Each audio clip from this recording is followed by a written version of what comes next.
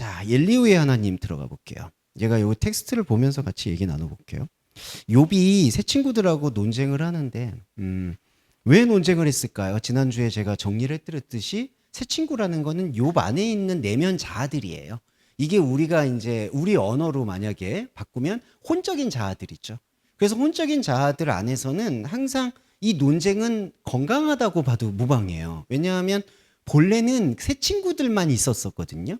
우리는 모두 욥인데 우리 안에서 욥과 같이 내가 만들어낸 우상의 하나님에 대해서 반기를 들 수 있는 그런 영적 자아가 되게 부족했어요. 그랬는데 말씀을 상고하고 신앙생활을 통해서 오히려 반면교사로 내가 이러한 신앙생활을 해서는 안 되는 것이구나라는 것을 눈을 떴을 때 나타나는 게 욥이거든요. 그랬을 때 욥의 자아가 이 나의 다른 혼적 자아들인 새 친구들과 논쟁을 하는 것은 너무나 타당하고 당연한 복음 활동이다. 근데 이제 안타깝게도 교회는 이러한 욥의 모습이 믿음 없음으로 이제 비하가 된 거죠. 왜냐하면 새 친구들이 답변들은 되게 원론적이고 성경적으로 보이거든요. 하나님께서 너가 잘못한 게 있으니까 잠깐 벌하시는 거야. 그리고 육신의 고난은 일시적이지만 하나님께서는 반드시 너에게 많은 축복을 허락할 거야. 그러니까 기다려. 이게 지난주에 나눴던 새 친구들의 그 답변이었어요.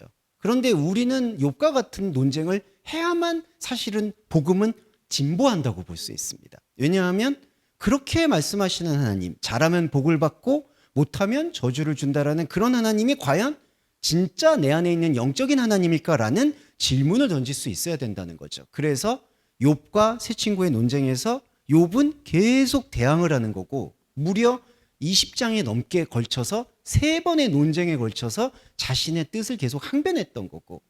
그런데 딱 하나는 이제 문제가 뭐냐 하면 이러한 욥의 마음 안에 이렇게 논쟁을 하고 나서 이 두 갈래 길이 나와요. 이제 엘리후의 길과 여호와 하나님의 길이 나옵니다.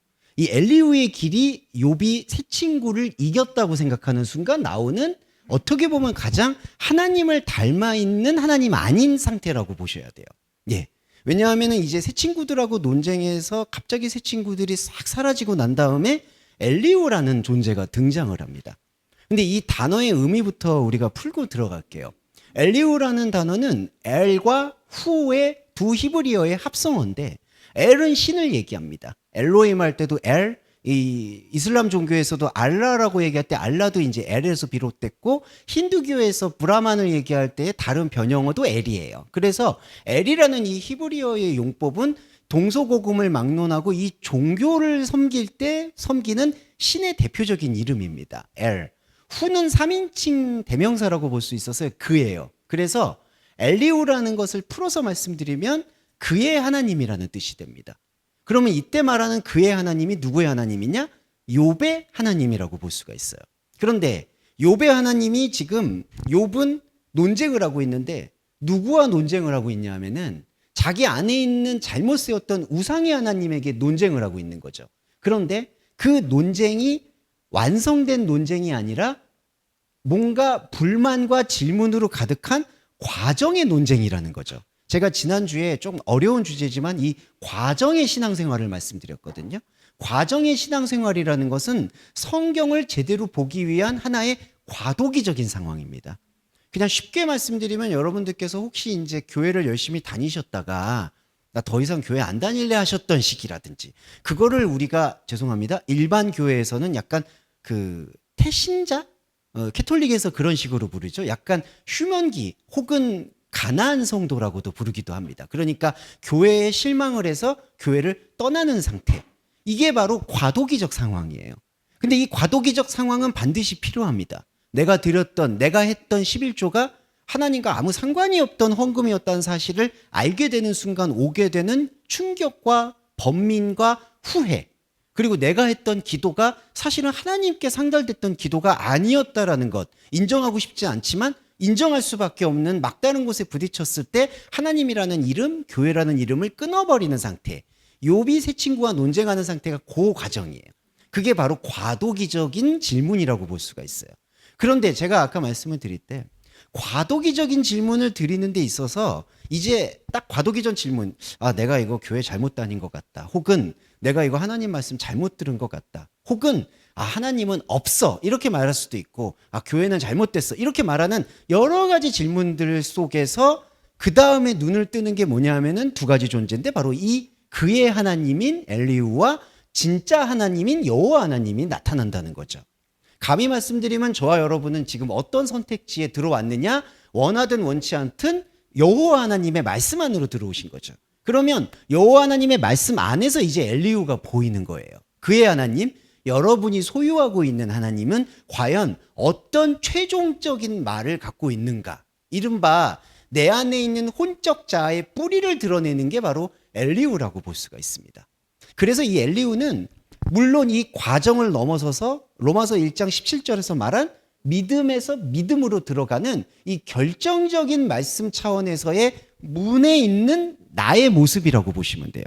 새 친구들은 앞으로도 나올 수 있는 내 안에 있는 종교적 하나님이라면 이 문을 말하고 있는 엘리후는 내가 영의 자아로 완전히 들어가는 데 있어서 가장 큰 스칸달리죠. 걸림돌이 되는 것이 무엇인가라는 것을 깨우치게 해주는 게 바로 엘리후입니다.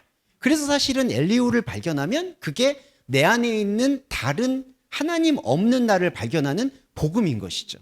그러니까 엘리후가 나오고 그 다음에 여호와 하나님이 나오는 거예요.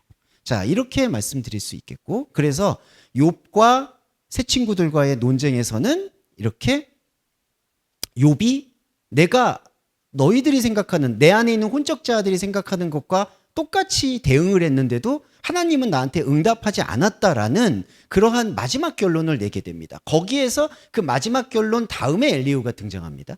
그런데 그 마지막 결론이 요거예요. 욥이 이제 논쟁을 하고 과도기적 신앙에서 율법으로 마무리를 해버려요. 이게 이제 과도기적 신앙의 한계입니다. 제가 말씀을 드렸던 아까 나 교회 더 이상 힘들어서 못 다니겠어? 하나님의 말씀은 뭐 좀 송구한 얘기지만 이제 지긋지긋해. 하나님과는 내가 하나님의 이름만 들어도 힘들어. 솔직히 우리 내면을 저도 마찬가지인데 들여다보면 모태신앙이신 분들이라든지 오랫동안 신앙생활 하셨을 때 분명히 내면에 내적으로 사실은 그 질문이 올라오는 게 맞습니다. 야, 이거 진짜 내가 이렇게 인생을 허비했나? 하는 생각이 솔직히 밑에서부터 올라오는 게 이 욥의 생각인데, 이 욥의 생각 안에서의 이 과도기적 신앙의 한계가 여기 그대로 드러나는 게 31장 6절에서 8절이에요. 그렇게 새 친구들과 그 종교적으로 답을 얻으려고 하는, 답을 주려고 하는 새 친구들과 그렇게 논쟁을 벌이고 나서 난 결론이 뭐냐 하면 하나님이 나를 공평한 저울에 달아보시고 그가 나의 온전함을 알기를 바란다. 이게 욥의 한계예요. 왜 그러냐? 우리 안에 있는 혼적 자아의 한계예요. 공평한 저울, 공평은 차디크입니다. 차디크는 하나님의 의로움이에요. 근데 우리가 이제 그리스도의 말씀에서 의로움은 뭐였죠?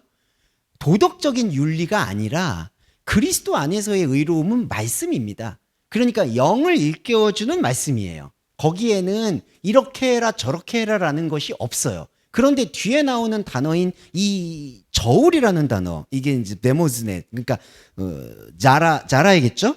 이 저울이라는 거는 천칭이에요. 그러니까 높고 낮는 것, 그러니까 크기나 무게를 필연적으로 재는 걸 말하는 거예요. 측량 도구를 말하는 거죠. 그러니까 공평하다는 하나님의 차디크는 측량할 수가 없어요. 우리가 하나님을 얘기할 때에도 측량할 수가 없다라고 표현하는 거죠. 아브라함한테 하나님께서 너의 자손을 무별과 같이 주겠다는 것도 그 자손이 현상 자손이 아니라 영의 자손이라는 것을 우회적으로 설명한 거예요. 그러니까 셀 수 없는 자손은 인간의 아라비아 숫자로 셀 수 있는 게 아니라는 거죠. 육적 자녀가 아니라는 겁니다. 영적 계보예요. 그와 마찬가지로 하나님의 의로움도 저울에 달아볼 수 있는 게 아니에요. 그런데 지금 욥은 어떻게 마지막으로 결론을 내리느냐? 하나님 다시 한번 나를 공평한 당신의 의에 저울에 달아주십시오. 내가 잘못한 게 있는 게 있다면 이제라도 고치겠습니다. 이게 6절이에요. 나를 공평한 저울에 달아보시고 그가 나의 온전함을 알기를 원한다. 그러면 뭐냐? 이 두 가지입니다. 욥이 자기가 온전하다고 생각하는 것도 있고 또 하나는 자기가 온전해지길 바라는 마음도 여기 담겨 있는 거예요. 혹시라도 나를 공평한 저울에 저울질 하셔서 내가 뭐가 부족한 게 있다라면 모든 걸 나는 바꿀 용의가 있으니 나를 제발 공평한 저울에 달아달라고 애원한다는 겁니다. 이게 율법이에요. 그러니까 우리가 신앙생활을 항상 많이 들어보셨겠지만 가장 중요한 신앙생활에서 율법과 복음이 바꿔지는 변곡점은 바로 갈라디아서거든요. 다른 복음은 없다라고 얘기할 때 바울이 얘기한 다른 복음은 율법을 말하는 거예요. 하나님의 십계명과 하나님의 말씀을 온전히 닮아 있고 문자 그대로 하지만 완전한 레플리카, 그러니까 하나님이 아니라 복제품이라는 거예요. 율법은 하나님의 말씀인 것처럼 완전히 보이는데 하나님의 말씀과는 완전히 다른 적그리스도적인 게 바로 다른 복음입니다. 근데 바울이 그걸 단호하게 말했죠. 다른 복음은 없다. 그 말씀에 입각해서 31장 6절을 보면 욥이 생각하는 공평한 저울이라는 것은 없어야 된다는 거죠. 처음부터 없고요. 그러니까 영적 세계에서의 하나님은 자기의 의로움을 저울에다가 내려놓을 이유를 못 찾아요. 그분에게는 저울이 없어요. 높고 낮은 게 없고. 그래서 이사야서에서 보시면은 사자와 어린아이들이 뛰논다는 얘기는 천국이 평화롭다는 얘기를 한다는 게 아니라 우리가 생각하고 있는 생각이나 인식으로 재단될 수가 없다는 게 천국 논리입니다. 그러니까 높고 낮은 게 없는 거죠. 그러니까 영적 세계에서의 공평함은 사람들이 말하는 공평하다, 평등하다, 페어하다, 내가 더 많이 가졌다, 적게 가졌다 이런 논리가 전혀 아니라는 겁니다. 그런데 새 친구들과 논쟁을 해서 새 친구들 너희들의 혼적 자아는 잘못되었다라고 스스로 선포를 했던 욥에게도 답이 없는 건 그리스도가 들어오지 않을 상태에서는 마지막 답변이 이럴 수밖에 없다는 거예요. 네. 그러면 여러분 잠깐 예를 들어보면 자, 과도기적 신앙을 가져서 교회를 나오게 되는 지금 이제 아마 예언이 아니라 한국 교회는 아마 이제 거의 우수수 다 나올 것 같습니다. 이미 제가 아까 20, 30대도 말씀드렸지만 20, 30대는 종교에 관심이 없어요. 저는 없는 게 당연하다고 생각해요. 그건 자초한 일이고요. 그리고 40, 50대는 종교에 관심이 있지만 이상한 쪽으로 빠지게 됩니다. 그리고 죄송한데 60, 70대 분들은 지키지만 이거는 어떻게 되는지 모르겠고 그렇기 때문에 한국 교회는 지금 이제 빠져나가는 길만 남았다고 해도 과언이 아니에요. 그러니까 이른바 과도기적 신앙을 맞이하는 상태죠. 지금 인간의 시간대에서도. 근데 과도한 신앙을 맞이하고 난 다음에 사람들이 갖게 되는 답변이 제일 두려운 게 욥의 답변이라는 거예요. 내가 지금까지 신앙생활 열심히 했더니 목사님 말씀 잘 따랐더니 그리고 셀 모임이니 순 모임이니 성경 공부니 구역 공부를 열심히 했는데 이제 이런 걸 통해서 하나님께서는 응답을 안 하시고 심지어 하나님은 없나 보다라고 생각하게 되면 그 다음에는 세상으로 나가거나 가나안 성도라고 얘기했듯이 세상으로 나가거나 말씀을 아예 끊어버리거든요. 그러면 뭐가 나올까요? 세상은 공평한 저울이 없을까요? 더 혹독한 공평한 저울이 기다리고 있다는 거예요. 그러니까 밑바닥인 줄 알았던데 뜯어보니까 지하가 나온다는 말이 있죠. 네, 우리는 교회가 싫어서 교회를 나와요. 이제 과도기적 신앙으로 야 그런 율법에 하나님 없잖아. 그런 하나님 안 믿을 거야. 나는 이제 다른 세계를 가져갈 거야. 라고 해서 다른 세계를 품으려고 해서 여러 가지 명상을 본다든지 명상을 이제 비하하는 건 아닙니다. 인생의 개발을 배운다든지 처세를 배워요. 근데 여러분 그 다음에 기다리는 게 뭘까요? 공평한 저울이에요. 세상살이 하나님을 이름을 갖지 않고 종교도 없는 그러한 세상은 더 노골적인 공평한 저울로 우리의 가치를 판단하고 평가하고 난도질한다는 겁니다. 그러니까 그 집이 비고 소재되었거늘 악한 귀신 7이 들어온다는 얘기가 맞아요. 과도기적 신앙에서 우리는 욥처럼 저런 하나님은 없어라고 선포합니다. 그런데 그게 십자가 복음과 연결이 되지 않으면 욥의 이 생각처럼 공평한 저울이 또 우리를 또 다른 율법의 세계로 사로잡아 버린다. 이게 또 바울이 얘기한 로마서하고도 똑같아요. 내 안에 있는 다른 법. 여전히 그렇게 우리가 인식하지 못했지만 우리 안에서 자라나고 있는 종교든 세상살이든 그 법들이 나를 공평한 저울 아래로 완전히 끌어내리는 것을 보실 수 있게 되는 거죠. 보는 것도 축복이죠. 그래서 저와 여러분이 지금 과도기적 신앙에서 욥의 율법이 무엇이었는가를 확인해 보시는 것. 그래서 제가 여기서 말씀드릴 수 있는 결론은 더 나아가야 된다. 예. 그러니까 내 안에 하나님이 없었다. 내 안에 느꼈던 복음은 복음이 아니었다. 다른 복음은 없다라고 우리가 선포하면요. 그게 십자가 선포인데 그 선포 다음에 흡수해야 되는 게 뭘까요? 다른 복음이 없다고 해서 복음이 없나요? 복음은 있습니다.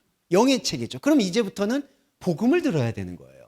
그러니까 내가 지금까지 들었던 것들은 공평한 저울이었다라는 거를 허무하게 선포하고 끝날 게 아니라 나는 이게 공평한 저울인 걸 알겠어. 이게 율법이라는 걸 알겠어. 그러면 그 다음에는 다른 선택을 해야 된다는 거예요.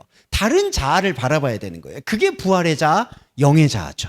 그러니까 영의 말씀을 흡수를 해야지 내 안에 있는 이 허탄한 복음인 다른 복음이 없어도 비빌언덕, 이른바 내 영의 자리를 확보하는 건데 과도기적 신앙에서는 영의 자리를 확보하는 관심사보다는 현상의 삶이 허무한 거구나라는 거를 느끼고 깨닫는데 시간을 또 소모하다 보니까 영의 생각을 들어가지 못하고 좀 이따가 말씀 나누는 엘리후의 생각에 또 포섭이 돼버린다는 거예요. 또 다른 우상은 나옵니다. 여러분 우상을 버렸다고 해서 말씀을 채워지지 않으면 또 다른 우상이 들어와요.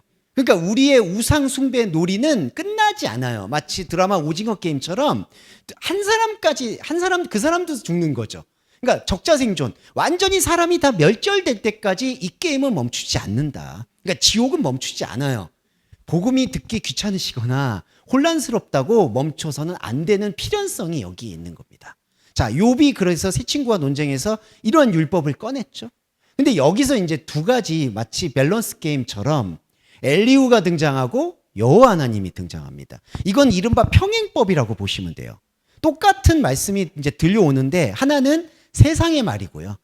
또 다른 복음이고요.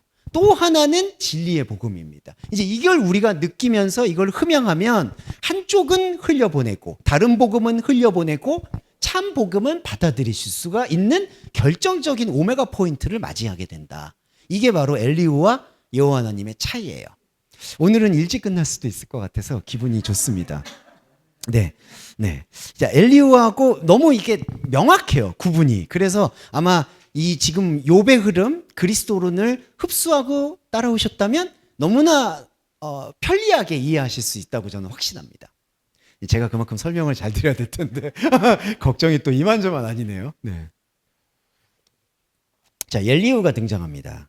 엘리후에 대해서는 오늘 조금은 비판적으로 말씀드릴게요. 왜냐하면 엘리후는 우리 안에 있는 자아기도 하지만 이제 우리가 밀어내고 여호와 하나님을 받아들여야 되기 때문에 조금 더 나를 세워서 묵상해야 될 필요가 있습니다. 자, 람 종족 부스 사람 바라게라. 이건 필요 없습니다. 이건 필요 없다는 얘기는 어떤 아들이 누가 얘기를 해도 상관은 없다는 거 지난주에 말씀드렸고, 엘리후가 화를 내니 엘리후는 그의 하나님이란 뜻이고요. 욥의 하나님이죠. 욥의 하나님은 온전한 하나님이 아니라 우상의 하나님이라는 전제가 이제는 깔리는 것 같습니다. 그리고 욥에게 화를 내면 욥이 하나님보다 자기를 의롭다 함이요라고 했습니다. 근데 여기서부터 엘리후의 판단 기능이 잘못됐어요. 잘 보시면 욥하고 세 친구가 논쟁을 나눴을 때 욥은 자기가 하나님보다 의롭다고 얘기하지 않습니다. 읽어보시면은 나는 하나님이 하라고 하는 거 다 지켰다라고 항변을 한 거지, 욥이 자기 의를 내세워서 자기가 하나님보다 의롭다고 얘기하지를 않아요. 그런데 욥 안에 있는 혹은 엘리후라는 이 우상의 또 다른 하나님은 그걸 이렇게 판단하는 거예요. 아, 욥이 지금 자기 의가 넘쳐나서 하나님보다 교만하게 자기를 앞세우려고 하는구나. 근데 이거를 비교해서 죄송하지만 교회에서 많이 훈계하는 용어로 많이 쓰이죠.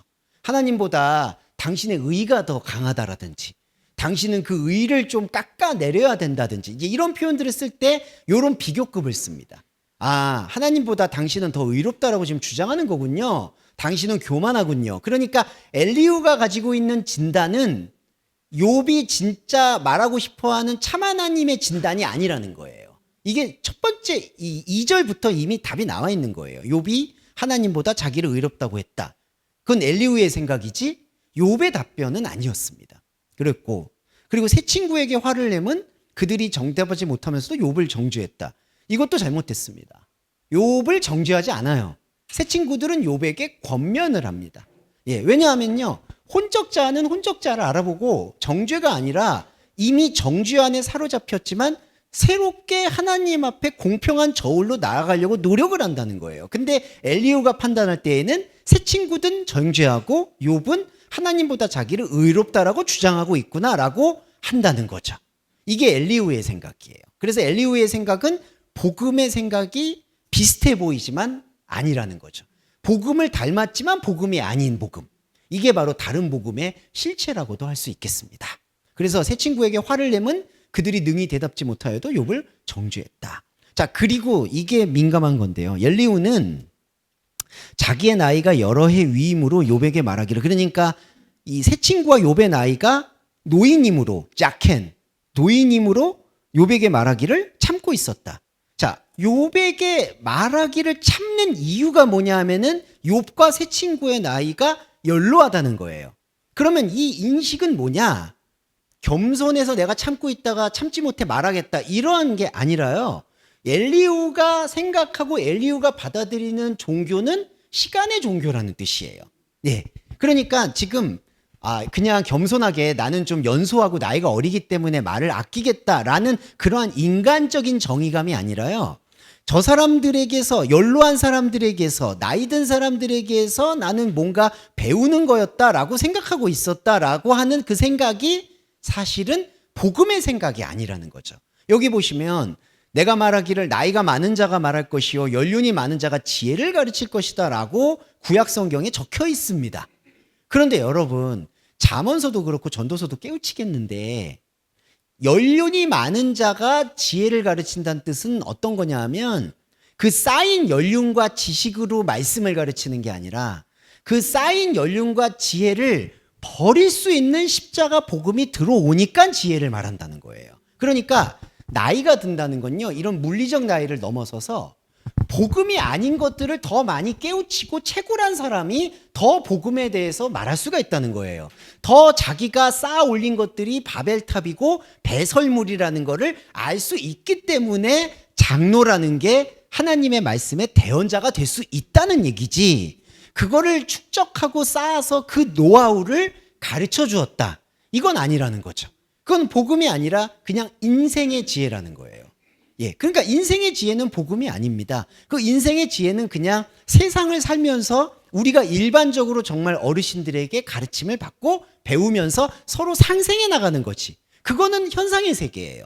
근데 복음의 세계는 지금 엘리후가 말하는 것처럼 나는 연소했기 때문에 말을 잘 못했다. 하지만 연로하다고 믿고 있는 당신들의 지혜가 잘못됐기 때문에 내가 얘기하겠다. 이런 논리로 접근하는 것 자체가 또 다른 우상의 하나님의 다른 모델이라는 겁니다. 이해되시죠? 이게 엘리후의 현상이에요.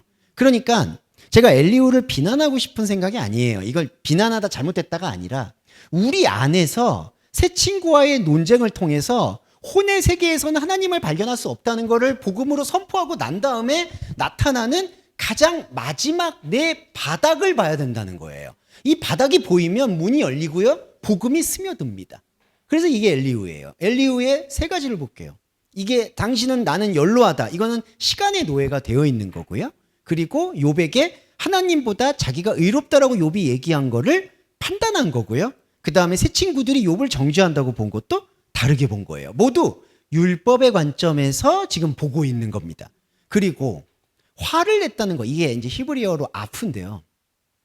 화, 분노, 이게 어떤 뜻이냐? 바로 얼굴이라는 뜻이 있습니다. 화를 낸다는 거는 명사형으로 얼굴이에요. 자, 이 얼굴을 볼게요. 얼굴은요, 하나님이 나를 보고 내가 하나님을 보면요, 이게 좀 신비로운 차원을 말씀드릴게요. 내가 하나님 앞에서 얼굴을 들지 못하고요, 하나님이 내 앞에서 얼굴을 들지 못해요. 얼굴을 든다는 건요, 자기를 드러낸다는 뜻인데 자기를 어디에다 드러내느냐? 하나님의 차원에 드러내는 게 아니라 나를 누군가 봐주는 차원에다가 드러난다는 뜻입니다. 얼굴이라는 것이 갖고 있는 거는 단지 이 페이스만 얘기하는 게 아니라 나의 존재의 가치를 땅에다가 부여받겠다라는 최소 분모를 얼굴이라고 얘기해요. 얼굴, 이름, 여러분 이 두 가지가. 그래서 여러분 보시면 아담이 밖에서 이름 짓죠. 그러니까 하와는 이름이 아니에요. 자기의 내적 자아예요. 갈빗대를, 타르데마를 통해서 하와를 내잖아요. 그거는 영적 세계예요. 근데 영적 세계가 아닌 곳에서는 이름을 짓죠, 여러분. 그게 유명한 사람들이 되려고 하는 거예요. 그래서 제가 창세기 말씀드릴 때 우리는 유명으로 생각하고 얼굴로 시작했다가 유명에서 무명, 이름을 잃어버리고 얼굴이 떨어지고 그 다음에 다시 유명, 하나님도 얼굴이 떨어지고 나도 얼굴이 떨어지고. 그래서 우리 둘이 머리 둘 곳이 없을 때, 아, 우리들은 완전히 하나이구나라는 요한복음에 나와 아버지는 하나라는 생명을 발견하게 됨으로써 우리가 외부 세계라고 할 수 있는 현상의 얼굴을 들고 있었던 것이 아무 의미와 가치가 없었다라는 것을 깨닫게 되는 상태로 가는 게 바로 화를 내지 않는 상태, 진노하지 않는 상태, 얼굴을 들지 않는 상태가 되는 겁니다. 그러니까 이게 영의 상태예요. 그런데 엘리후는 보세요. 화를 2번 내요. 아프. 이 화를 낸다는 게 제가 말씀드렸듯이 얼굴을 든다는 얘기예요. 얼굴을 든다는 얘기는 내가 믿는 하나님을 땅에다가 보여주겠다라는 가장 극렬한 태도입니다. 자, 이게 얼굴 화예요. 그럼 신약 성경에서 여러분 진노라는 얘기가 나와요. 산상수훈 보시면 마태복음 산상수훈에서 내 형제에게 락하라고 얘기하고 화를 내는 자는 지옥불에 떨어진다고 나옵니다. 그거 되게 가혹해 보이죠. 그래서 이제 저는 지금도 혈기가 많지만 그 혈기라고 하죠. 종교적 용어로. 지금도 화가 많은 편이지만 예전에도 화가 많아서 회개기도를 그렇게 하라고 시키시더라고요. 그러니까 평화로워야지 왜 그렇게 날이 서 있냐, 뭐 이렇게 세상살이에 불만이 많냐, 다 하늘에서 위정자도 정해주시고 하는 건데 조용히 있어라 이렇게 얘기해서 많이 그래서 가라앉히려고 했어요. 근데 화가 나. 그래서 저는 그때 말씀을 듣고 난 진짜 지옥불에 떨어지나 보나, 제가 나름대로 순수한 신앙을 견지했었거든요. 저 문자 그대로 믿었어요. 그러니까 친구에게 화만 내도 지옥불에 떨어진다고 하니까 예수님이, 그러니까 떨어지는 줄 알았어요. 근데 말씀의 뜻은 그게 아니더라고요. 화는 낼 때는 내셔야 됩니다. 여러분 화병 걸려요. 예, 그러니까 스트레스 매니지먼트 차원에서라도 여러분 화나시면 뭐 당사자한테 화내기 어려우면 어디 가서 소리라도 지르시고 드라이브라도 하시고, 예, 술을 너무 많이 드시면 그러니까 술은 자제하시고 뭐 이런 식의 스트레스 매니지먼트를 하면 되는 거고요. 자, 화 다시 들어와서 말씀드릴게요. 화는 뭐냐? 아까 산상수훈에서 진노하는 자마다 지옥불은 뭐냐? 진노, 화라는 게 충동이라는 뜻입니다. 충동은 뭐냐 하면 행동의 동기를 말해요. 자, 아까 제가 얼굴 말씀드리는 게 왜 여기서 복합적으로 말씀드렸냐? 화를 낸다, 진노를 낸다, 얼굴을 든다, 이게 다 뭐냐? 복음을 영적인 차원에 담아두지 못하고 현상의 차원에 배설하는 행위를 다 화를 낸다, 진노를 낸다, 얼굴을 든다라는 겁니다. 그리고 더 문제는 얼굴을 들기 위해서 말씀을 적용하면 이게 다른 복음이 된다는 거예요. 제가 술 취하지 말라 예를 들어볼게요.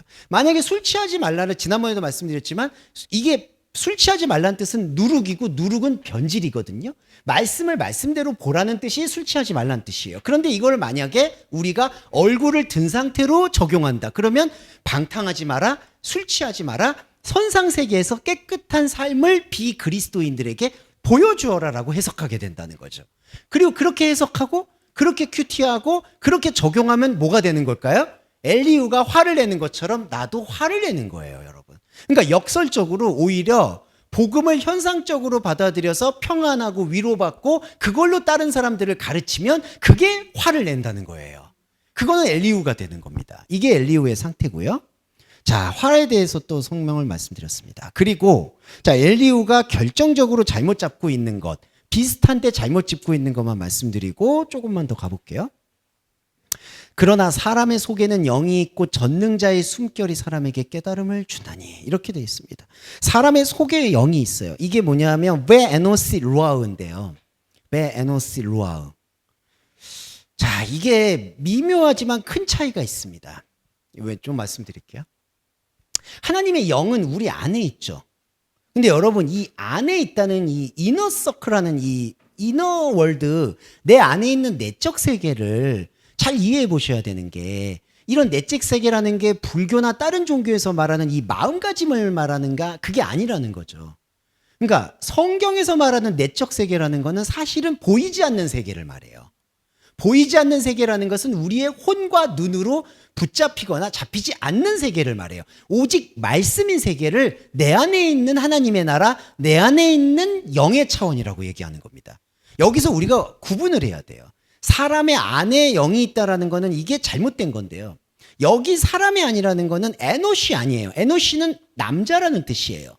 그리고 남자, 본능, 충동 이런 뜻이에요. 그러니까 지금 엘리후가 잘못 짚고 있는 게 우리도 돌이켜 봐야 되는 거예요. 우리 안에 있는 어떤 감각, 우리 안에 있는 어떤 열정, 우리 안에 있는 어떤 종교심 안에 루아가 있다고 엘리후가 보는 거예요. 그러니까 우리가 죄송한 말인데 기도를 할 때 사실은 불교에서는 삼매에 빠진다 그렇고 기독교에서는 성령 충만이라고 얘기하죠. 그러면서 이제 방언이 나온다든지 혹은 여러 가지 움직임들이 등장합니다. 저는 실제로 있을 거라고 봐요. 제가 그거를 없다 있다 부정하는 거는 제 논지가 아니니까. 그런데 문제는 뭐냐면 그러한 기도의 행동들이 엘리후가 보고 있는 판단이라는 거예요. 에노시 안에는 영이 있다라고 했을 때 이때 사람의 속이란 에노시는 제가 아까 말씀드렸던 말씀 안에 영이 있다는 뜻이 아니라 자기가 생각하고 있는 본능이나 충동이나 남자다움 안에 루아우, 영적인 것이 있을 거라고 생각한다는 거죠. 그러니까 실제로 우리 세계 안에서 기도하다가 어떤 분들이 혼적으로 민감한 분들은 뭐 투시의 은사도 생길 수 있고 방언을 통역하기도 하고 그렇잖아요. 정말 죄송한 말인데 여러분들 안에서도 그런 어떤 은사적 경험을 하신 분도 있을 거라고 생각을 해요. 그거는 잘못됐다 잘못되지 않냐의 문제가 아니라 사실은 이 엘리후의 생각처럼 그런 것들이 바로 영적인 것이구나라고 생각을 하게 된다는 거죠. 지금 엘리후가 그 생각을 하고 있는 거예요. 그러니까 우리가 더욱더 하나님의 정묘하고 신비로운 것들에게 몰입을 하려면 오직 겸손한 마음으로 말씀만 들어야 된다라고 말은 하지만 그 말씀이 사실은 얼굴을 든 상태에서 적용한 말씀이기 때문에 다른 복음이라는 거죠. 그러니까 다른 복음 속에서의 판단은 우리가 인간적으로 생각하는 여러 가지 감정이나 감각들이나 그러한 것들을 통해서 영이 있다라고 믿고 그게 영적인 기도, 영적인 신앙생활이라고 생각한다는 겁니다. 그래서 영성생활이라는 것이 안타깝지만 다른 복음의 토대 위에 세워질 수 있었다는 거예요. 그러니까 마치 수도사처럼 수도원에 가서 어떤 세상의 번잡한 꼴을 보기 싫어서 하는 행위라든지 24시간 불을 꺼지 않도록 하는 노력이라든지 이게 비난이나 폄하가 아니에요. 다 우리 안에 있는 모습이에요. 당연히 그리고 말씀을 보려는 의지 중에 하나이기도 해요. 하지만 그게 본질의 복음이 아니라는 것을 우리는 명확히 알아야 된다는 거죠. 그래서 엘리후가 의견을 말하는데 참 이게 감사한 게요. 왜 감사하다고 얘기하냐면 엘리후가 얘기하면 이제 욥이 답변을 안 해요. 네, 이제 저희들도 답변을 안 해야 되는 겁니다. 이제는 뭐냐, 마치 떠나보내야 되는 거예요. 엘리후는 이게 마지막에 이제 거의 새 친구들하고는 답변을 했죠. 그래서 새 친구들은 다 이제 잠잠게 된 거예요. 근데 마지막으로 엘리후가 나와요. 엘리후에 대해서는 논쟁의 차원이 아니에요. 이거는 하나님과 내 생각에 완벽한 벽이구나라는 거를 느끼고 이제는 흘려보내주는 거예요. 이게 엘리후의 생각입니다. 자, 엘리후의 두 번째 생각 볼게요. 시간이 뭐 금방 끝날 거라고 말씀드렸는데 죄송해요. 제가 말이 많아져서 죄송합니다. 요 두 가지 보고 갈게요. 금방이 아니었네. 네, 자, 요 두 가지 챕터가 더 있습니다. 엘리후는 보고 갈게요. 엘리후가 본 하나님의 주권. 자, 여기 볼게요. 이게 몇 장이냐? 다시 한번 볼게요. 죄송합니다. 33장 12절에서 17절 내용인데요. 요거만 보고 쉬었다가 하겠습니다. 33장. 네. 자, 그대가 의롭지 못하니 하나님은 사람보다 크심이라. 계속 확인해 볼까요? 지금 엘리후가 어떻게 보고 있죠? 하나님은 사람보다 크다고 보고 있죠. 하나님이 사람보다 크다라고 할 때 이 크다라는 게 라바예요. 라바라는 단어인데 그 명품 브랜드 중에 로베라고 있죠. 그게 아마 그 단어하고 비슷한 걸로 알고 있어요. 히브리어를 번딴 걸로 알고 있는데 라바. 그 크다라고 얘기해요. 근데 하나님이 크다라는 얘기가 이 라바라는 번성이라는 게 번식이란 뜻입니다. 이거 여러분 상당히 문제 있는 단어예요. 문장이에요. 하나님은 사람보다 크다라고 할 때 직역을 해보면 안타깝지만 하나님은 사람보다 번식력이 더 많다는 뜻이 돼요. 번성한다. 하나님이 무슨 의도가 있어서 하나님이 무슨 계획이 있어서 번성을 합니까? 아니에요. 그리고 하나님께서 창세기에서 이 라바 너는 생육하고 번성하라고 했거든요. 하나님이 사람 아담한테 생육하고 번성하라고 주셨던 말씀도 땅의 번성이 아니라요. 말씀의 번성을 얘기하는 겁니다. 그러니까 하나님은 번성할 이유가 없어요. 근데 여러분 여기서 엘리후는 하나님의 주권을 강조하면서 이런 식으로 비교급을 쓰는 거예요. 하나님은 사람보다 크다. 하나님은 클 필요도 없고요. 번식하실 이유도 없고요. 하나님이 우리하고 자꾸 큰 걸 나눠서 뭐 하겠어요? 하나님은 내예요, 여러분. 하나님은 우리 자신이에요. 나와 아버지는 하나이니라. 예수 그리스도가 말씀하셨죠. 예수 그리스도 말씀은 내 안에 하나의 미랄입니다. 예수 그리스도는 여러분을 그리스도 삼기 위해서 오신 분이에요. 그러면 여러분이 그리스도를 흡수하면 여러분이 큰 삼위일체적 의미에서 그리스도예요. 그렇죠. 그런데 왜 크다고 얘기할까요? 이게 우상의 하나님이 가지고 있는 엘리후의 명백한 한계라는 거죠. 사람은 하나님보다 작다, 혹은 하나님은 사람보다 크다, 그런 거죠. 그리고 여기 보세요. 하나님은 사람이 침상에서 졸며 깊이 잠들 때나 꿈이나 환상을 볼 때 그가 사람의 귀를 열고 경고로서 두렵게 하시니 이는 사람에게 그의 행실을 버리게 하심이며 사람의 교만을 막으려 하십니다. 자, 이게 되게 논쟁적인 건데 이거 한번 볼게요. 개바, 교만. 자, 교만을 막는다고 했을 때요, 교만을 하나님이 막으셔야 되나요? 이건 아닙니다. 왜냐하면요, 여기서 말하는 교만과 겸손이라는 거는 매우 상대적인 용어예요. 사람들이 볼 때 교만하다 얘기하면 그건 교만한 거고요. 사람들이 볼 때 겸손하다고 보면 겸손한 거예요. 물론 눈에 볼 때 겸손해 보이고 눈에 볼 때 교만한 사람이 있겠죠. 하지만 그 판단 기준은 사람들의 삶에서의 판단 기준이지 하나님이 제가 교만하니까 낮추려고 한다, 이런 의도가 없다는 거예요. 이게 영의 말씀의 핵심입니다. 영의 말씀을 흡수하고 그 영의 말씀으로 내가 말씀을 더 잘 듣기 위해서 세상살이에서 교만한 거 있으면 좀 줄이고 너무 지나치게 나를 하대하는 것 같으면 항변하고, 그거는 우리가 해야 될 몫이죠, 여러분. 하나님이 우리의 교만을 막으려 한다? 이 생각이 왜 들어왔을까요? 바로 다른 복음이니까 그래요. 다른 복음이니까 엘리후의 하나님은 하나님이 이렇게 전능하신 능력으로 우리를 경고하시는 이유는 행실을 버리고 교만을 막으려고 한다, 이렇게 된다는 거죠. 하나님의 말씀을 이런 방식으로 평가하고 재단하게 된다는 겁니다. 자, 말씀은 몸이잖아요, 여러분. 이것만 말씀드리고 쉬었다 할게요. 말씀이 몸이라는 뜻은요, 몸은요, 이 시간과 공간이 하나예요. 약간 신비스러운 말씀을 드릴게요. 저와 여러분이 말씀이에요. 말씀이고 몸이에요. 지금도 몸이세요. 그리고 이 몸이 아니에요. 이 몸을 지워지고 나면 영원의 상태에서 영의 몸이 돼요. 지금도 영의 몸이 있고. 자, 영의 몸이라는 건요, 판단을 하거나 판단을 받거나 명령을 수행하거나 명령을 듣거나 이게 아니에요. 숨 쉬는 겁니다. 몸은요, 여러분, 숨을 쉬는 거예요. 숨을 쉬는 거는 강요하는 것도 아니고요, 누가 억누르는 것도 아니고요, 이게 절대적으로 자발적인 거예요. 하나님이 바로 원하시는 우리의 영의 모습이 그거예요. 거기에는 율법이 없어요. 계명이 없습니다. 그거는 몸 자체가 계명이라는 거예요. 그래서 바울의 탁월함은 고린도전서에서 육의 몸이 있은즉 영의 몸이 있다고 얘기한 거예요. 그리스도인은 육의 몸에서 영의 몸으로 이행되는 존재가 되는 거고요.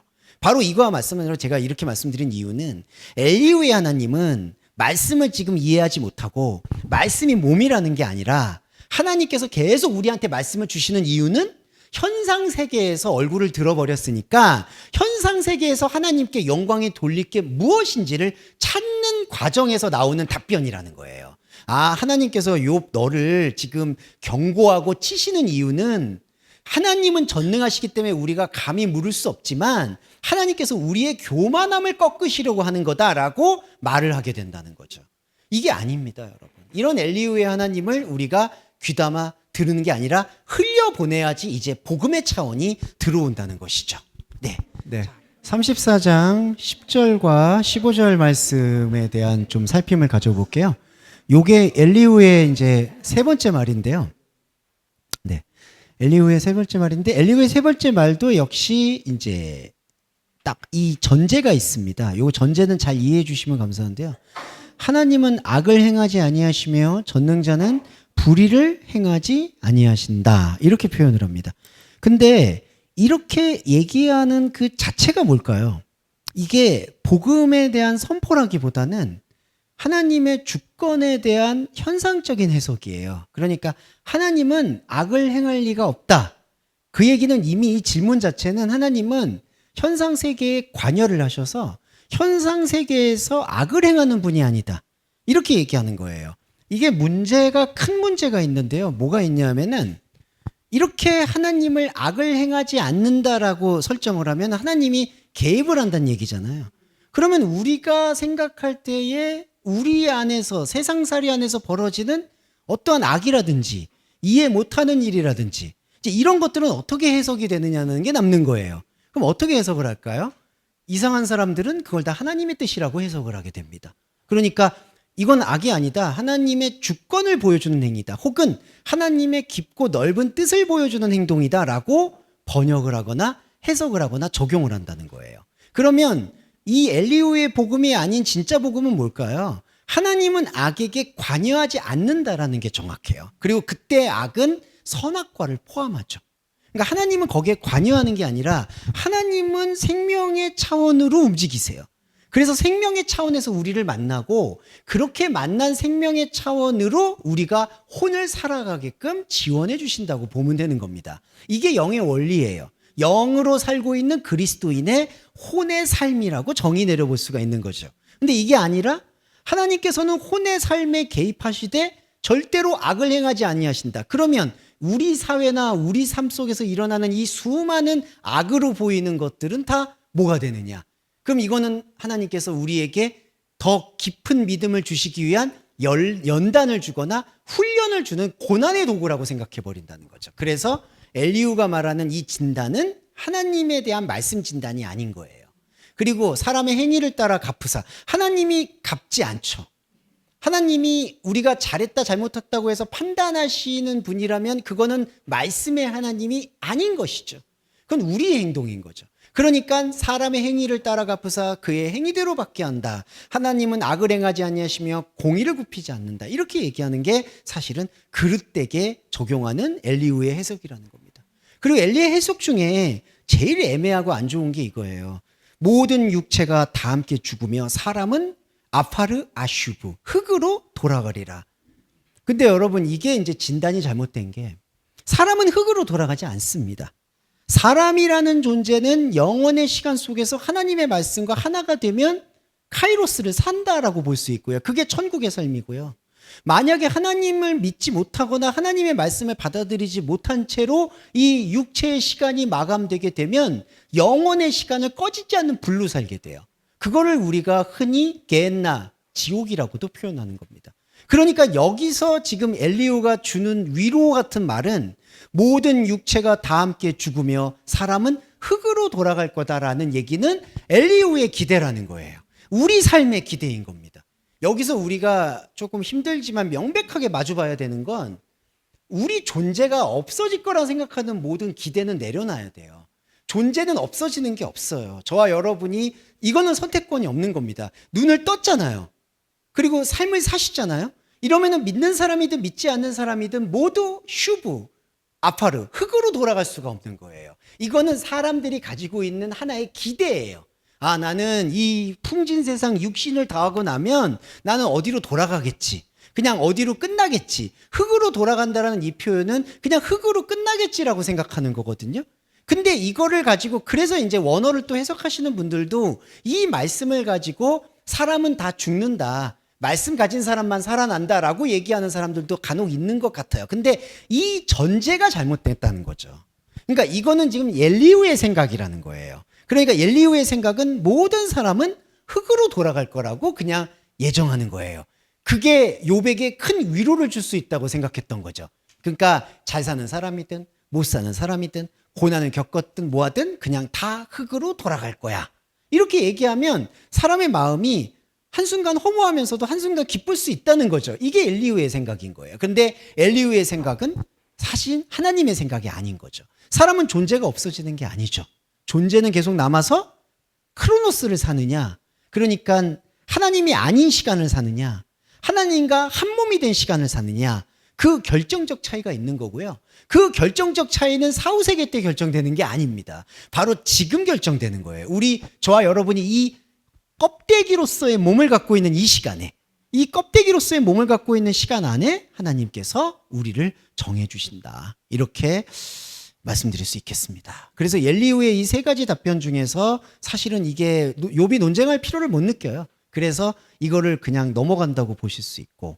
자, 그러면 마지막으로 창조 주권에 대해서 말씀드릴게요. 이제 하나님께서 38장 25절과 34절에 여기가 대표적인 구절이라 제가 좀 꼽아봤습니다. 네. 이 말씀에 이거는 좀 난이도가 약간 있는데요. 뉘앙스를 좀 이해해 주시면 감사할 거예요. 이제 히브리어는 두 가지 차원인데 하나는 단어를 이해하는 게 있고요. 또 하나는 그 문단의 뉘앙스를 이해하는 게 있어요. 이 두 가지 기법을 다 동원해야 되는데 여기서는 지금 뉘앙스를 동원해야 돼요. 이 뉘앙스를 말씀을 드리면 뭐냐 하면 쭉 한번 볼게요. 누가 홍수를 위하여 물길을 터주고 번갯길을 내어주었느냐? 그리고 누가 연한 풀이 돋아나게 했느냐? 이슬방울은 누가 낳았느냐? 얼음은 누구의 태에서 났느냐? 공중에서 리는 누가 낳았느냐? 뭐 이렇게 얘기하죠. 깊은 바다의 수면은 얼어붙는다.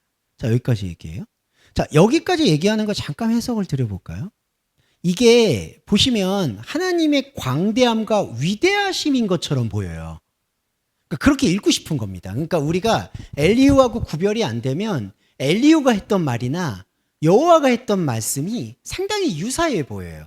근데 자, 이 뉘앙스를 볼 때 우리가 느껴야 되는 게 뭐냐 하면은 하나님께서 광야 없는 사람 없는 광야에도 비를 주시고 이슬방울도 낳게 하고 얼음과 빙하와 여러 가지 것들을 다 조성하신 분이구나라는 것을 하나님께서 드러내기 위해서 이 말씀을 하는 거냐?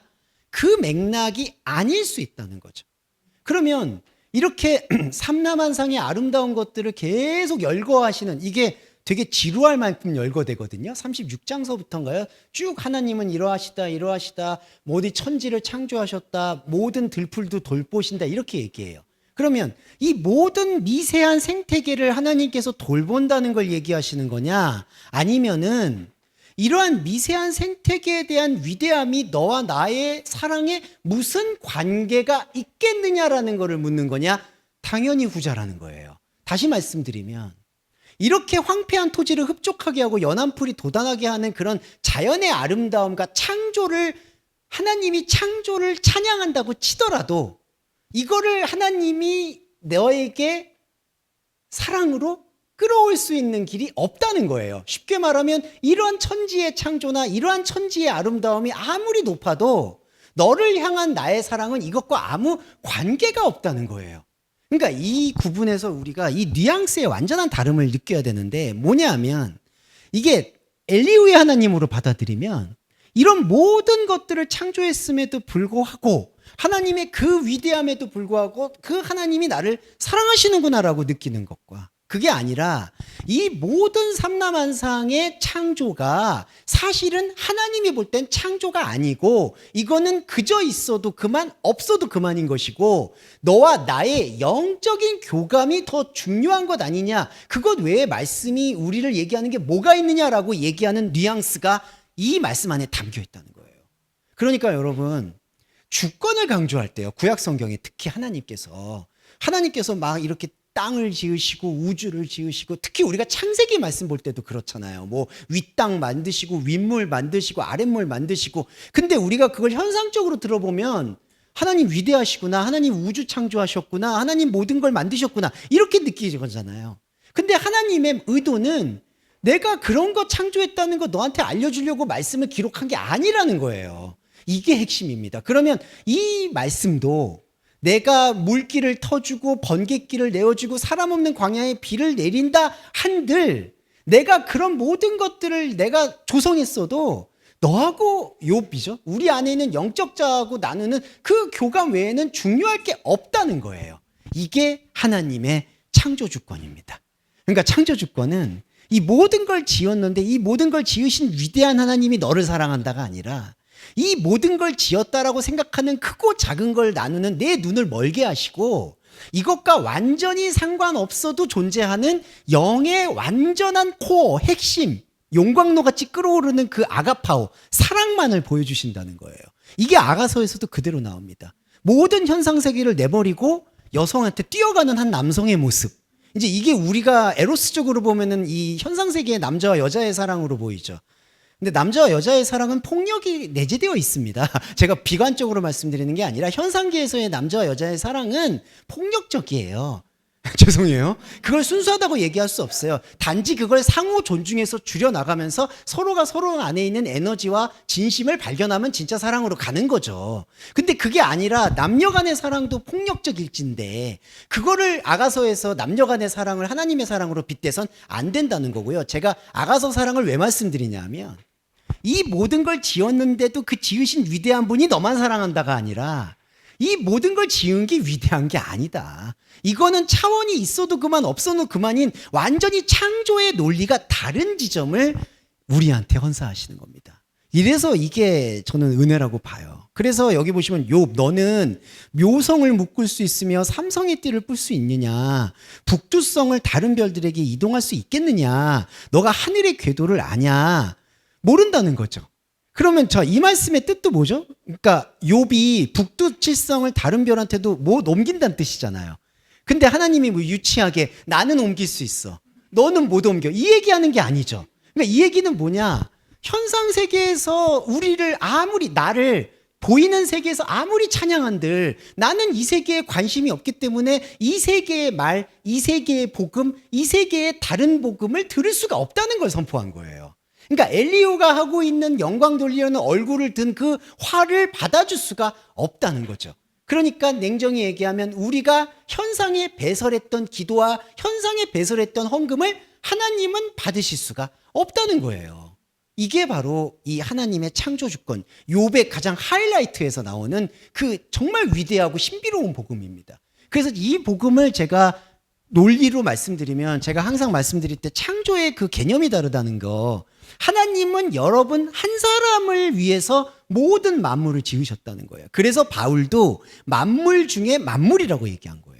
밖의 만물은 중요한 게 아니에요. 우리는 하나님을 이렇게 이해한 거죠. 이 모든 우주를 지으시고 매덕광년의 모든 물질 세계를 지으신 창조주께서 나를 얼마나 이쁘고 사랑하셨으면, 혹은 내 죄가 얼마나 많았으면 아들을 보내셔서 핏값으로 나를 샀을까. 근데 제가 한번 말씀드렸었죠. 그 부담감으로 신앙생활하는 게 지옥이라고.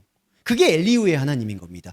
하나님이 나를 이만큼 사랑했어. 그러니까 우리가 이만큼 사랑했어라는 논리를, 하나님이 이렇게 놀라운 분인데 나를 사랑했다, 이렇게 놀라운 분인데 아들 보내서 피 흘렸다, 이렇게 받아들일 게 아니라 이 차원을 완전히 다르게 가져가서 하나님의 창조는 딱 나 하나에게 집중되어 있구나, 이 창조를 통해서 하나님은 완벽한 역사 세계로 나아갈 수 있게 하시는구나라는 거를 해방하는 겁니다. 야, 이게 복음이죠. 그래서 욥의 이 탄성이 나올 수밖에 없어요. 이게 대단하지 않습니까? 그래서 욥이, 제 설명이 대단한 건 절대로 아니고요. 그건 아니고, 진짜 아니고요. 그러니까 이 구조, 이 문학적인 구조, 이런 게 놀라운 거죠. 자, 그래서 이제 욥이 답변을 해요. 엘리후는 패싱을 하고요. 엘리후의 얘기에는 답을 안 해요. 그리고 욥이 하나님의 말에 답변을 해요. 하나님의 말의 답변의 위대함이 여기에 있습니다. 욥이 여호와께 대답하여 이르되 주께서 못하실 일이 없으면 무슨 계획이 못 이루실 것이 없은 줄 아오니. 자, 이 말의 패러독스, 역설을 좀 이해할게요. 이게 중요한 겁니다. 주께서 못하실 일이 없고 무슨 계획이든지 못 이루실 것이 없는 줄 안다는 건 당신이 전능하다는 걸 얘기하는 게 아닙니다. 이게 하나님의 말씀에 대한 욥의 화답이에요. 자, 이거 왜 패러독스라고 말씀드렸냐면, 당신이 못하실 일이 없다는 뜻은 무슨 일이든지 한다는 게 아니라 당신이 이 일을 할 줄 안다, 전능하다, 이렇게 얘기한다는 게 아무 필요가 없다라는 걸 이제 알았다는 거예요. 자, 참 이게 왜 이렇게 복잡하게 비비 깠을까라고 생각하실 수 있지만 잘 들어주시면 감사한 게, 자, 이거예요. 하나님, 당신은 알샤다이, 전능하셔서 못하실 일이 없는 걸 압니다. 나는 다 알고 있습니다. 이거를 고백하는 게 아니라 당신이 못하실 일이 없는데도 안 하시거나 관계 안 하는 건 나와 말씀으로 교제하는 장소는 따로 있는 거라는 걸 얘기한다는 거죠. 자, 이게 왜 다르냐면요, 완전히 다른 게요, 이게 차이를 잘 인지를 못 하시는 분들도 계시는데, 하나님이 전능하시다는 거 다 안다. 근데 나에게 무슨 뜻이 있어서 내가 그냥 고난을 받나, 고난 얘기로만 가볼게요. 네, 하나님이 뜻이 있다는 거를 전능하신 분은 알겠지만 뜻이 있으니까 나를 이렇게 쳐서 좀 복종시키려고 하시는 거다. 아까 엘리후가 얘기한 것처럼 내 의의를 꺾으시고 교만함을 낮추시려고 이렇게 하시는가 보다. 이렇게 생각을 하는 게 사실은 이 말씀에 대한 표면적인 뜻인데요. 그게 아니라 하나님은 이 모든 우주 만물을 지으셨지만 그게 전능한 거잖아요. 근데 그 전능한 게 나한테 이 영의 생각에 아무런 영향력을 미칠 수 없다는 것을 고백하는 거예요. 그래서 무지한 말로 이치를 가리는 자 누굽니까? 나는 깨닫지도 못한 일을 말하였고 알 수도 없고 헤아리기도 어려운 일을 말했습니다. 이게 바로 현상에 대한 답변들이었다는 거예요. 그러니까 이 패러다임의 이 접근법의 차이에 집중해 주시면 너무 감사할 것 같아요. 하나님은 다 하실 수 있습니다.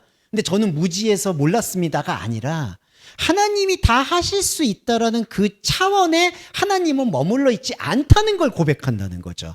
그러니까 여러분 이 전능한 차원에 묶여 있으면요. 기도가 다 그쪽으로 가요. 하나님 전능하시니까 좀 해주세요. 하나님 해주세요. 하나님 해주세요. 왜 안 해주세요? 제가 뭐가 부족한 게 있어요? 제가 교만해요? 자꾸 이거를 되풀이하게 돼요. 이게 무간지옥이에요, 거의. 이러다가 신앙생활이 엘리후에서 여호와를 못 넘어가고 여기에서 딱 목에 가시처럼 걸려버리는 거예요. 그래서 우리가 이거를 완전히 넘어서려면 이 말씀의 뉘앙스를 온전히 깨달아야 되는 거예요. 하나님은 만물을 지으셨지만 이 지은 만물에 관심이 없구나. 이게 하나님 언약입니다. 하나님 차디크, 하나님의 베레트, 하나님의 언약은 여기에 있어요. 하나님의 관심이 어디 있느냐? 하나님은 사랑이시거든요. 근데 그 사랑이 뭐냐? 그리스도예요. 그리스도는 어디에 있을까요? 말씀을 듣고 반응하는 존재한테만 있어요. 지금 저와 여러분이 말씀을 듣고 반응하셨죠? 이게 그리스도예요. 그러니까 하나님의 사랑은 그리스도에게만 있으니까 이 외부의 만물, 외부의 세계에게는 아무 관심이 없는 거죠. 여기서 하나만 첨언을 하면 아무 관심이 없는 우리의 외부 세계를 하나님께서는 왜 돌봐주실까? 저는 돌본다고 확신합니다. 왜냐하면 우리가 말씀을 볼 수 있도록 저는 어찌됐든지 여러분들 안에 하나님께서 이 현상의 삶을 잠잠케 하려고 움직이신다는 것을 저는 부정하지 않아요. 그러면 그거는 무슨 논리일까? 예수님의 공생애에 딱 나와요. 아니 말을 못하거나 몸이 아프고 신경이 쓰이고 가난해 죽겠는데 우리는 여기 몸에 종속돼 있잖아요. 그러니까 하나님이 어떻게든지 그걸 풀어주려고 하셨다는 거죠. 그러니까 하나님의 돌봄은 내가 여기서 현상에서 돌봐줘서 하나님께 영광을 돌려라, 하나님과 함께 한다는 걸 믿어라, 이것과 아무 상관이 없고요. 너의 영적 자아를 어떻게든지 보기 위해서 이런 A의 방법이든 B의 방법이든 어떤 식으로든 나의 이 혼이 영에게 방해가 되지 않도록 이렇게 거룩하게 구별해 주시는 길을 하나님은 하신다는 겁니다. 지금도 하고 있고 앞으로도 할 거예요. 그럼 저희도 거기에 대해서 욥처럼 화답을 해줘야죠. 하나님, 내 이 만물에 아무 관심이 없는데도 할애해 주셔서 도와주신다는 거 알고 있습니다. 저 역시 이 외부의 세계가 나의 중심에 아무런 유익이 줄 수 없다는 것을 이해하고 이 외부의 세계를 앞으로 살아가도록 하겠습니다. 라고 생각과 마음으로 기도하는 게 더 중요한 거지. 그게 아니라 하나님 저를 도와주세요. 전능하신 하나님 하실 수 있잖아요. 제가 뭐가 부족한 게 있어요. 라고 묻는 이 접근법을 이제 욥기를 보면서 완전히 떠나보내시면 되겠다. 이게 복음 중에 복음이죠. 그래서 마지막으로 죄송합니다. 3, 4, 5, 6절 할게요. 내가 말하겠사오니 주는 들으시고 내가 주께 묻겠사오니 주여 내게 알게 하옵소서. 이렇게 얘기합니다. 요거하고요. 6절 말씀만 해석하고 마지막 욥기는 마무리될 것 같습니다. 이게 어디일까요, 여러분? 내가 말하오니 들으시고 묻사오니 알게 한다. 이게 이제 어느 차원을 얘기하는 거냐? 바로 영의 차원을 얘기하는 겁니다. 그러니까 욥이 이제 질문하는 건요. 새 친구와의 질문은 앞으로도 있겠죠. 근데 그거는 욥이 이제 확실히 안 거예요. 저희도 확실히 안 게 이거는 하나님과 대화가 아니었구나. 지금 내 안에서 일어나고 있는 스트러글이구나. 이걸 인지한 거예요. 그 다음에 욥이 여기 말해요. 당신이 전능한 세계는 전능한 세계, 그러니까 현상 세계는 현상 세계로 내버려 두신다는 거 난 이제 알았습니다. 난 이제 다른 얘기를 하고 싶습니다. 이거예요. 여러분, 저와 여러분도 이제 예배는 다른 얘기를 해야 돼요. 영의 얘기를 해야 된다는 거죠. 말씀을 볼 때, 말씀을 느낄 때, 지금 저와 여러분이 하신 게 바로 영의 말을 느끼는 거예요. 이제 내가 묻겠다. 내가 묻겠다는 게 어떤 질문일까요? 예전에 새 친구하고 했던 질문이 아닌 거죠. 이제 영의 차원을 묻겠다는 겁니다. 이게 바로 욥의 생각, 우리의 생각이고, 그 다음에 6절은 티끌과 재 가운데서 회개합니다인데 이게 5분만 더, 3분만 더 설명드릴게요. 이게 되게 아이러니하거든요. 이제 아파르 데 나함이에요. 이 회개라는 단어가 나함인데요. 나함이라는 단어는 많이 들어보셨을 겁니다. 이게 뭐냐면요. 참 아이러니한 단어인데 후회라는 게 있습니다. 후회한다. 이 회개라는 뜻이라기보다는 사실은 후회한다는 거예요. 근데 후회라는 단어는 여러분들 부정적 단어죠. 느껴지죠. 내가 왜 그걸 안 했으면. 근데 자, 티끌과 재 가운데서 후회한다라는 건 뭐냐 하면 티끌과 재를 정직한 바라보는 행동이에요. 이게 무슨 뜻이냐? 자, 여기서 어려운 설명인데 티끌과 재는요, 내 현상세계예요.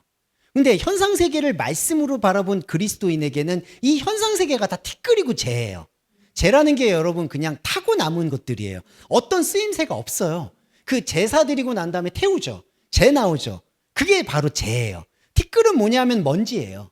그래서 뭘 잡을 수가 없어요. 티끌과 재라는 거는 완벽한 허무예요. 저와 여러분의 그리스도인의 특성은 이 모든 삶이 티끌과 재라는 거를 느끼고 보는 거예요. 근데 회개예요. 이게 뭘까요? 이 티끌과 재를 후회하면서 지속하는 거예요. 이 놀라운 겁니다. 이 놀라운 거. 나함을 하는 거예요. 이게 뭐냐면, 자, 우리는 영의 차원에서 물어야 되잖아요. 근데 위험한 게 영의 차원에서 묻는다고 할 때 우리가 또 뭘 물으려고 하죠. 사람의 말로. 근데 영의 차원에서 묻는다는 건요, 내용이 없어요, 여러분. 사람의 말, 사람의 언어로 묻는 게 아니죠. 그럼 영의 차원에서 숨을 쉬잖아요. 그럼 영의 차원을 우리가 어디서 확증을 할까요? 티끌과 재에서 확인을 한다는 거예요. 이 허무한 삶에서. 전도서가 말한 대로 헛되고 헛된 삶. 그래서 여러분, 저희가 완전히 삶이 무의미한데 버텨야 된다고 제가 끝까지 버티라고 말씀을 드리는 게, 무슨 수를 써서라도 버티시라고 말씀을 드리는 게 티끌과 재를 계속 보시라는 말씀이에요. 이게 정말 참 이상하다. 그렇죠? 예. 그러니까 우리 선악과의 충동은 그렇죠. 하나만 말씀드릴게요. 저와 여러분의 삶이 야 진짜 허망하구나 하면 사실은 그럴 때 사람이 곡기가 끊어지고 하고요. 보면 그렇죠. 우리 정치인들 보시면 그렇게 쌩쌩하셨던 분이 갑자기 은퇴하시면 막 금 노화가 오고 그러잖아요. 그게 뭐냐 하면 내 명분, 내가 지금까지 사는 게 모두 티끌과 재라고 딱 느낄 때 사람은 쫙 내려가요. 에너지도 그렇고. 근데 그리스도인은 이거를 버텨야 되는 거예요. 여러분의 삶에 아무 의미가 없잖아요. 하나님께서 여기 전능하셨는데 하나님이 얘기하셨잖아요. 이 전능한 삶에 나 아무 상관없다. 그러니까 북극성을 만들든 진짜 그러시잖아요. 빙하가 녹든 내가 뭔 상관이냐. 그러니까 극단적으로 얘기하면 그거예요. 나 여기 아무 신경 안 쓰나. 난 너만 사랑할래. 이거예요. 그럼 우리도 대응을 해야 되잖아요. 근데 우리는 우리의 지금 언어로는 영을 모르잖아요. 질문하는 게 다른 복음이 된다고요. 그럼 우리는 어디서 버틸까요? 티끌과 재에 서 있어야 된다는 거예요. 광야에, 그래서 광야가 교회라는 겁니다. 그래서 죄송한데 인생이 정말 쓴맛이다. 기쁠 게 없습니다. 솔직히 여러분 기쁜 걸 얘기하는. 근데 이제 가급적 이게 영혼 없이 웃으라는 말씀이 아니라 그냥 가급적 웃고 재밌게 스트레스 매니지먼트 하시라는 말씀은 여기 인생에서 의미를 찾으라는 얘기가 아니라 이 인생의 무의미를 더 당당하게 받아들일 수 있는 티끌과 재 가운데서 회개, 곧 후회할 수 있는, 여기서 말하는 마지막으로 말씀드릴게요. 후회의 나함은 되돌이키지만 되돌이킬 수가 없는다는 상태를 인정하는 거예요. 마지막 하나만 더. 후회한다고 했을 때 후회란 단어가 이게 크로노스에 묶여 있으면 이렇게 되죠. 내가 그때 이거 투자 안 했어. 후회하죠. 자, 그러면 다시 투자하려고 노력하죠. 이거는 크로노스에 사로잡혀 있는 후회예요. 근데 그리스도인의 후회는 자기 자신의, 죄송합니다, 하나님 없는 모습을 그대로 보는 거예요. 야, 이거 진짜 하나님 없구나. 이거 엘리우구나. 근데 이거를 바꾸려고 노력하는 게 아니라 이걸 발견하는 거예요. 성경 66권이 다 이거예요. 내 안에 하나님이 없구나. 내 안에 하나님이 없구나. 그러니까 나함 다 후회하는 거예요. 야, 내가 진짜 11조 잘못했구나. 헌금 잘못했구나. 인생 잘못 살았구나. 죄송합니다. 교회를 잘못 섬겼구나. 이렇게 보는 게 나함이에요. 그 다음에 대안을 찾는 게 아니에요. 그 목도하는 순간 영은 살아난다. 그래서 티끌과 재 가운데 회개한다. 우리 미스바 대성회 같은 거 많이 들어보셨죠? 여러분 안에 일어나는 미스바 성회는 바로 이겁니다. 후회해서 다시 잘 살아보려고, 다시 하나님한테, 그게 아니에요. 여기서 이 인생에 떠내려가는 이 무의미를 그냥 바라보고도 이 시간을 견딜 수 있는 담대함이 감히 말씀드리지만 여러분 안에 이미 충만히 채워져 있다. 이제 이거를 그냥 말씀 보시면서 흘려 보내시기만 하면 돼요. 이제 쉽습니다. 이제부터는. 네. 그래서 다음 주에 나누실 마가복음은 매우 쉬울 것이다. 이런 말씀을 드리면서 시간을 뭐 짧게 끝낸다는 말씀 거짓말이라서 너무 죄송하고요. 오늘 정리기도와 주기도문으로 마무리하겠습니다. 네.